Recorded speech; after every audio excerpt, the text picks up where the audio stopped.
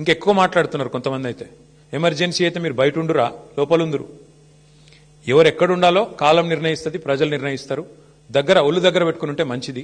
ఇవాళ నేను అధికారులకు కూడా చెప్తా ఉన్నా, ఈ ఫోన్ ట్యాపింగ్లు, వీటి మీద జరుగుతున్న ధారావాహికంగా జరుగుతున్న డ్రామాలు, ఇందులో భాగస్వాములు అయితే అధికారులకు కూడా నేను చెప్తా ఉన్నా, ప్రతిరోజు ఒక్కరిదే ఉండదు. ఇంకో 2-2.5 ఏళ్లలో మళ్ళీ మా ప్రభుత్వం తప్పకుండా వస్తుంది. మీకు తెలుసు, అది ప్రజల మూడు మీకు తెలుసు. మొన్న గ్రామ పంచాయతీ ఎన్నికల్లో చూసినారు, మీకు తెలుసు. ఇవాళ ఎన్నికలు పెడితే రాష్ట్రంలో ఏం ఫలితం వస్తుందో కూడా అధికారులకు తెలుసు. నేను వారికి చెప్తా ఉన్నా, మేమెన్నడూ గత 10 ఏళ్లలో ఇట్లా అధికారాన్ని దుర్వినియోగం చేయలేదు, ఎక్కడా చేయలేదు.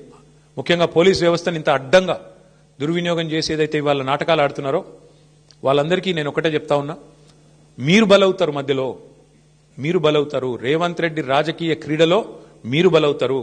మొన్నెట్లయితే కాంగ్రెస్ పార్టీ అంతర్గత కుమ్ములాటల్లో, ఆధిపత్య పోరులో జర్నలిస్టులు బలైనారో, రేపు నేను చెప్తున్నా, మీరు భాగస్వాములు అయితే అధికారులు మీరు బలవుతారు. గుర్తుపెట్టుకోండి.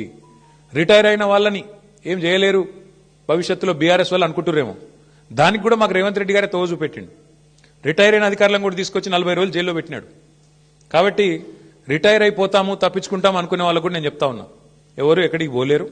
ఇప్పుడు ఎవరెవరైతే రేవంత్ రెడ్డి గారు ఆడిచ్చినట్టు ఆడుతుండ్రో, అక్రమమని తెలిసి కేసులు పెడుతుండ్రో, అక్రమమని తెలిసి అడ్డదారులు దొక్కుతున్నారో, ఈ టైప్లో ఆయన ఆడిచ్చినట్టు ఆడితే మాత్రం మీకు కూడా తప్పకుండా భవిష్యత్తులో మరి చట్టపరంగా, న్యాయపరంగా మీకు కూడా ఇబ్బందులు ఉంటాయి. గుర్తుపెట్టుకోవాలని చెప్పి కూడా అధికారులు